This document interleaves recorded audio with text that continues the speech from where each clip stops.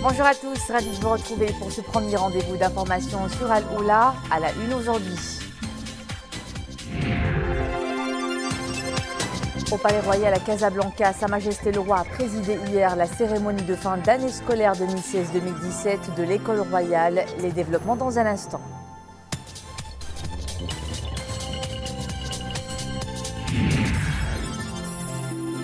Opération Marhaba, reportage à la gare maritime d'El Hoceima qui enregistre en ce moment un important trafic des Marocains du monde. Pour beaucoup, Aïd al-Fitr, ça se fête en terre d'origine, en famille. Tantan, une histoire d'architecture à découvrir dans le cadre de notre série ramadanesque dédiée à la mémoire architecturale de nos cités.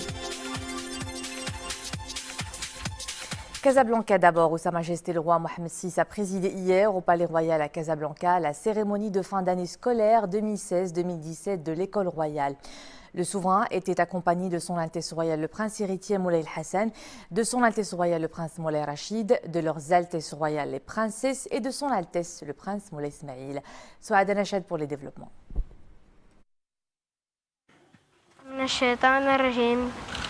Bismillahirrahmanirrahim. ألم نشرح لك صدرك ووضعنا عنك وزرك الذي أنقض ظهرك. Des versets du Saint-Coran récités par son Altesse royale, la princesse Lalla Khadija, au début de cette cérémonie. Dans une allocution, son Altesse royale, la princesse Lalla Khadija, a exprimé en son nom et en celui de l'ensemble de ses camarades de classe son grand honneur pour la bienveillance et la haute sollicitude dont Sa Majesté le Roi a bien voulu entourer cette cérémonie. أبقاها الله محفوفة بحفظ الله ورعايته. مولاي إنني ورفيقاتي على أسعد حال ونحن نحظى بالتملي في طلعة جلالتكم.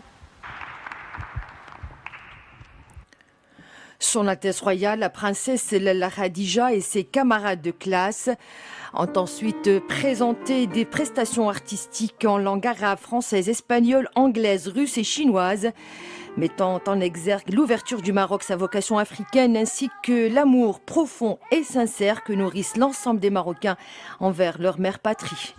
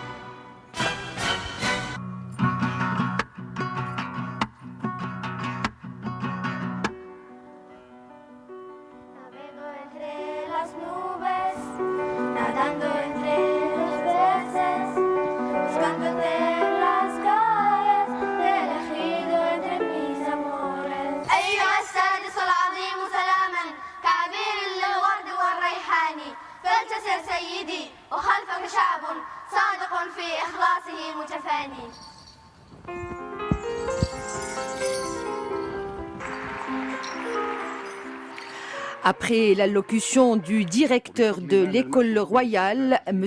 Aziz El-Houssine, place à la remise des prix.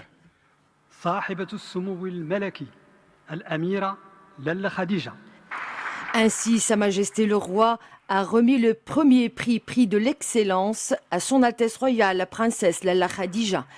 Le souverain a aussi remis des prix de félicitations à Liliam Zien, Marwa Abousfiane et Hiba Amal Walid, ainsi que le prix tableau d'honneur à Nisrin Saber. Ont pris part à cette cérémonie le chef du gouvernement, M. Saadil Othmani, le ministre de l'Éducation nationale, de la formation professionnelle, de l'enseignement supérieur et de la recherche scientifique, M. Mohamed Hassad.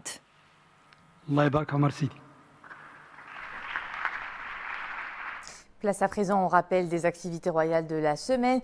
Une semaine au cours de laquelle Sa Majesté le Roi Amir al-Mu'minin avait présidé une veillée religieuse en commémoration de Laylat al-Qadr béni. Retour à Souad Anachad.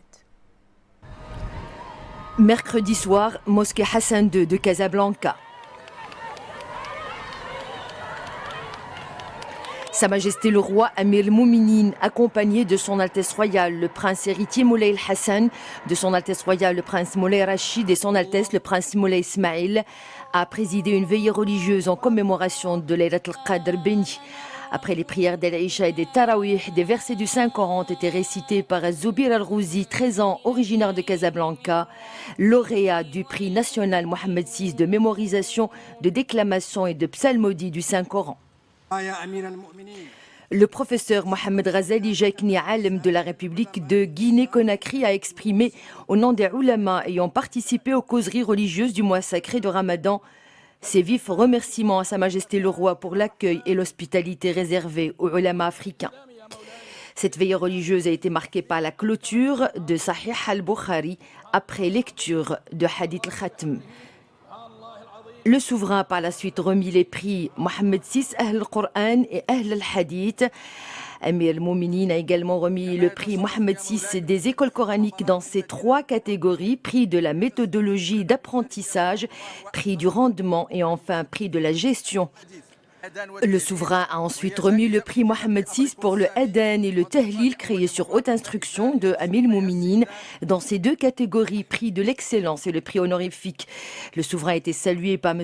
Ahmed Aboubakr al-Rifa'i, conseiller spécial aux affaires internationales du président du Nigeria.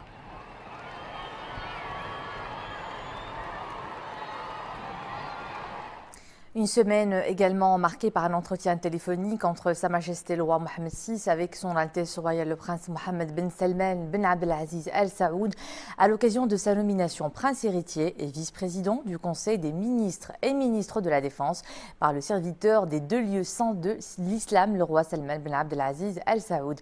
Au cours de cet entretien, Sa Majesté le roi a exprimé à son Altesse royale le prince héritier ses chaleureuses félicitations pour la confiance placée en lui et ses sincères vœux de totale réussite dans ses hautes fonctions sous la conduite sage du serviteur des lieux saints de l'islam.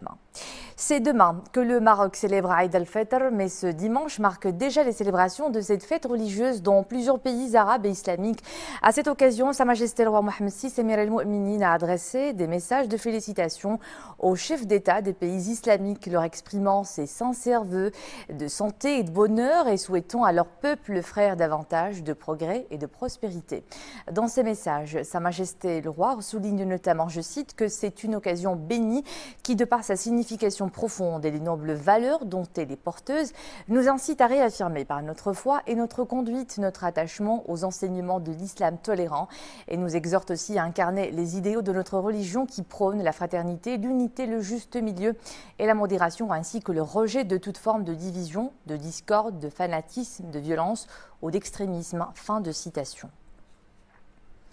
Toujours à l'occasion de Eid al-Fitr, Sa Majesté le roi a bien voulu accorder sa grâce à 562 personnes, dont certaines sont en détention et d'autres en liberté condamnées par les différents tribunaux du royaume. Un communiqué du ministère de la Justice précise que les bénéficiaires de la grâce royale qui sont en détention sont au nombre de 374 personnes et se répartissent comme suit. Grâce sur le reliquat de la peine d'emprisonnement ou de réclusion au profit de 8 détenus, remise de la peine d'emprisonnement ou de réclusion au profit de 356 détenus, commutation de la peine perpétuelle en peine à temps au profit de 10 détenus. Les bénéficiaires de la grâce royale qui sont en liberté sont au nombre de 188 personnes, avec grâce sur la peine d'emprisonnement ou son reliquat au profit de 40 personnes, grâce sur la peine d'emprisonnement avec maintien de l'amende au profit de 4 personnes, grâce sur les peines d'emprisonnement et d'amende au profit de 6 personnes, enfin grâce sur la peine d'amende au profit de 138 personnes. Le Royaume du Maroc condamne avec force la tentative d'agression terroriste abjecte ayant visé la grande mosquée de la Mecque où des milliers de fidèles étaient rassemblés la nuit de la clôture du Saint-Coran du mois sacré de Ramadan. Un communiqué du ministère des Affaires étrangères et de la coopération internationale publié hier souligne que cet acte terroriste constitue une provocation flagrante des sentiments de millions de musulmans à travers le monde, précisant que le Maroc tient à saluer hautement la vigilance, l'opérabilité et l'anticipation des services de sécurité saoudiens qui ont permis d'avorter ces tentatives criminelles ignobles contre l'un des endroits les plus sacrés et les plus saints du monde. Rabat réaffirme à cette occasion son soutien inébranlable à l'Arabie saoudite sœur dans sa lutte légitime pour se défendre et protéger ses citoyens, ses hôtes et les lieux saints de l'islam sur son territoire contre ce genre d'action terroriste barbare, conclut le communiqué. Le Maroc rappelle l'ambassadeur de Sa Majesté le Roi à La Haye pour consultation. C'est ce qu'a annoncé hier le ministère des Affaires étrangères et de la coopération internationale. Dans un communiqué, le département explique qu'au cours des 2 derniers jours, des contacts ont eu lieu entre les autorités marocaines et néerlandaises au niveau des chefs de gouvernement et des ministres des Affaires étrangères respectivement. Ces contacts ont porté sur les agissements d'un trafiquant notoire d'origine marocaine résidant aux Pays-Bas et qui fait l'objet de 2 mandats d'arrêt internationaux émis par la justice marocaine pour association de malfaiteurs depuis 2010 et trafic international de stupéfiants depuis 2015. Des renseignements précis ont été communiqués depuis plusieurs mois aux autorités néerlandaises sur l'implication de ce trafiquant dans le financement et le soutien logistique à certains milieux du nord du Maroc, soulignant que le Royaume du Maroc, qui sur demande insistante de l'Union européenne et des Pays-Bas a toujours loyalement coopéré dans le domaine de la lutte contre le trafic de drogue, ne saurait tolérer qu'un trafiquant dont il a réussi à assécher les ressources agisse pour recréer une situation favorable à ses activités criminelles. Le Royaume a ainsi décidé de rappeler immédiatement pour consultation l'ambassadeur de Sa Majesté le Roi à La Haye. Le Royaume examinera l'opportunité de son retour en poste en fonction de l'évolution de ce dossier, conclut le communiqué. Depuis le début de ce mois, l'opération Marhaba mobilise toutes ses ressources humaines et logistiques à l'accueil des Marocains du monde. Au niveau des différents points de transit, comme partout ailleurs, la gare maritime du port d'Al Hoceima enregistre un important trafic. Un trafic encore plus dense à l'avènement de Eid al-Fitr. Zakaria Mouqin Billah. Port d'Al Hoceima, un nouveau ferry largue les amarres. À bord des Marocains d'ailleurs venus spécialement célébrer Eid al-Fitr en famille, en terre d'accueil. Au niveau de ce point de transit, une nouveauté cette année, l'aménagement d'espaces d'accueil qui s'ajoute aux effectifs de la police, de la gendarmerie et des agents de la Fondation Mohamed V pour la solidarité, pour assurer le meilleur des accueils aux Marocains résidant à l'étranger. Les services de la douane vont mobiliser des agents à bord des bateaux pour aider les passagers à remplir les fiches d'enregistrement, et ce à partir de la semaine prochaine, dans l'objectif de fluidifier le trafic et l'accès des voitures. Ces actions impliquent la collaboration entre l'ensemble des intervenants dans le but d'assurer un bon déroulement à l'opération Marhaba 2017. Au port d'Al Hoceima, l'affluence des Marocains du monde est en nette croissance. Le voyage s'est bien passé, nous sommes venus passer les vacances et fêter l'Eid en famille.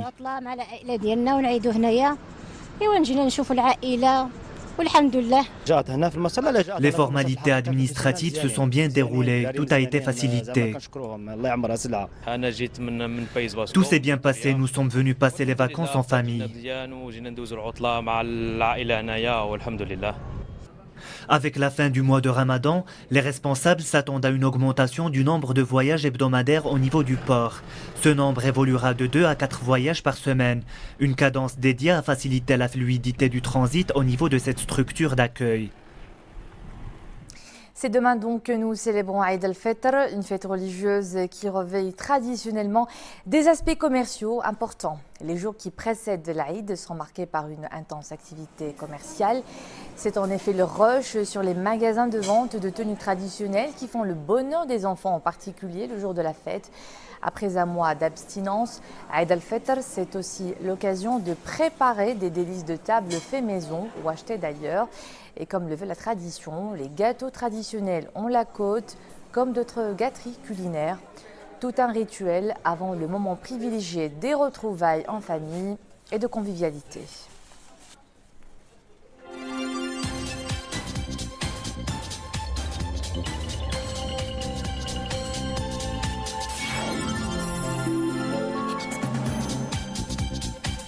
Un week-end tragique au Pakistan après la série d'attentats meurtriers qui a fait 57 morts et plus de 200 blessés dans un marché près de la frontière afghane.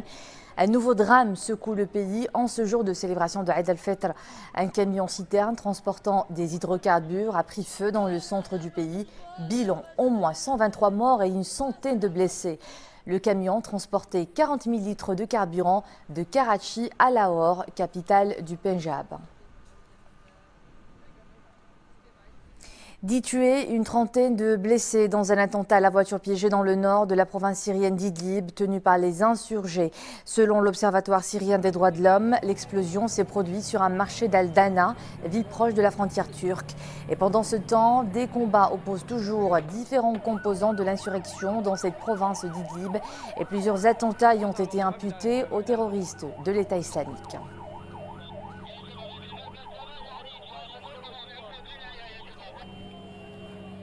Un village entier rayé de la carte en Chine suite à un énorme glissement de terrain dans la province de Sichuan. 2000 secouristes s'activent pour retrouver la centaine de personnes portées disparues. 15 corps ont déjà été retrouvés dans les décombres. Le glissement de terrain serait dû aux fortes précipitations qui se sont abattues sur la région ces derniers jours.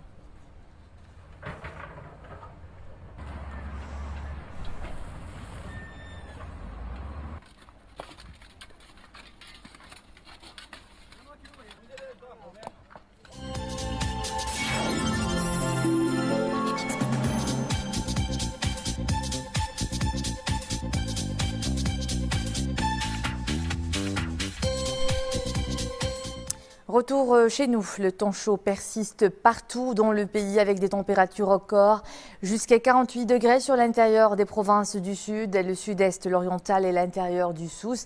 42 degrés sont enregistrés sur Chiadma, Abda, les plaines de Tedlar, Hamna, Tensif, Tel Haouz, les plateaux de Phosphate et d'Oulmes, le Seis et l'oriental.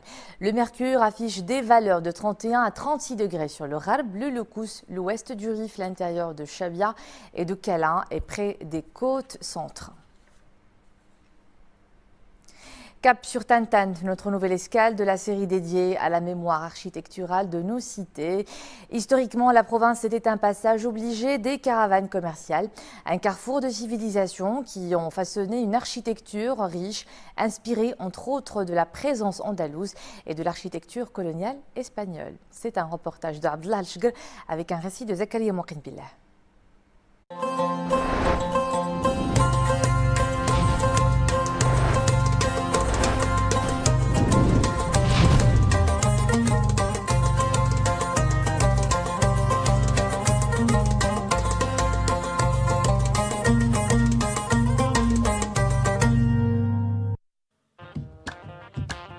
Situé dans la région de Guelmi-Mouednoun, Tantan était connu dans l'histoire pour être un carrefour des caravanes commerciales. C'était aussi un centre distingué de rencontres dans le Sahara marocain. Son patrimoine reflète les civilisations qui se sont succédées au Maroc.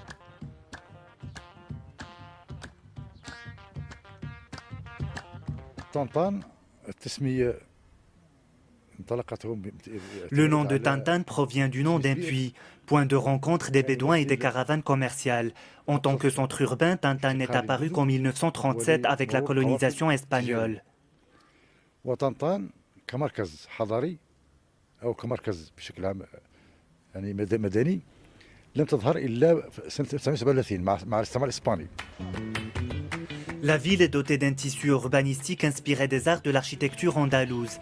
Plusieurs édifices témoignent de la présence espagnole dans la ville depuis les années 30 du siècle dernier.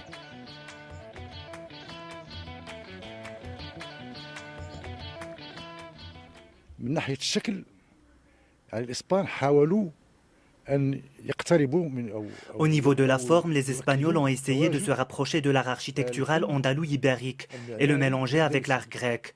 Il y a des tours en forme d'arcade et la couleur principale était le blanc provenant de la chaux produite localement. Ce centre était la base de l'expansion vers l'est. واللون الأبيض الذي كان سيده اللون الأبيض من الجيل الذي كان ينتجه محليا. هذا المركز كان أرضية للتوسع في اتجاه الشرق. Parmi les monuments importants de Tantan, une construction connue par les habitants sous le nom du bateau. Un édifice espagnol bâti dans les années 50 du siècle dernier. Une construction témoignant de la résistance contre l'occupation espagnole dans la région. Les habitants gardent toujours des souvenirs de cette bâtisse située à côté de la rivière.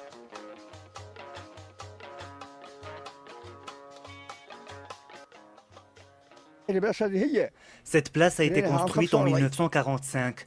Il y avait ici la préfecture et les autorités qui gouvernaient des régions allant de Tarfaya à l'est d'Assa. Ces monuments datent tous de 1945. وهاو الخشب ترعوا فيهم جاية 45 راهم 45 الخشب ترعوا فيهم. Tantan, un riche héritage historique et un patrimoine humain important. Ici, la nature du désert côtoie la proximité de la plage, en plus d'un produit culturel unique. Tous ces facteurs en font une cité distinguée du sud marocain.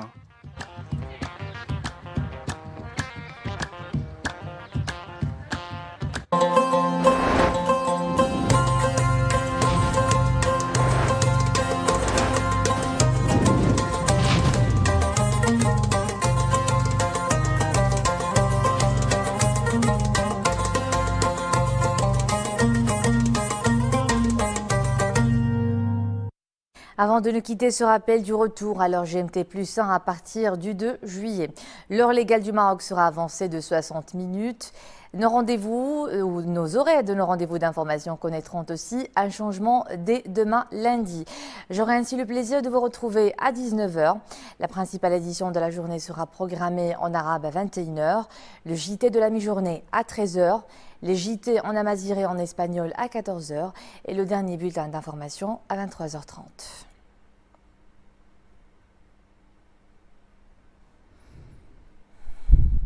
Voilà donc pour l'essentiel de l'actualité de ce dimanche.